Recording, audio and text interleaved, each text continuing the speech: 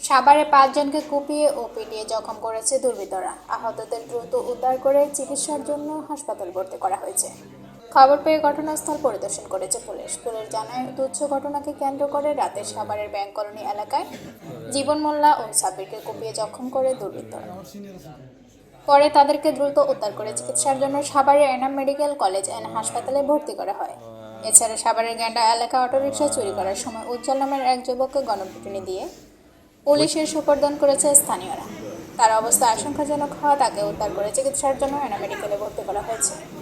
অপরদিকে সাভারের সিএনবি এলাকায় ইমন হোসেন নামের এক যুবককে পিটিয়ে জখম করে সৈকত লুট করে নিয়েছে দুর্বৃত্তরা। এদিকে সাভারের বনগাঁও ইউনিয়ন বেড়াইত এলাকায় বাবুল নামের এক ব্যক্তিকে পিটিয়ে জখম করেছে দুর্বৃত্তরা। পরে তাদের দুজনকে উদ্ধার করে চিকিৎসার জন্য হাসপাতালে ভর্তি করা হয়।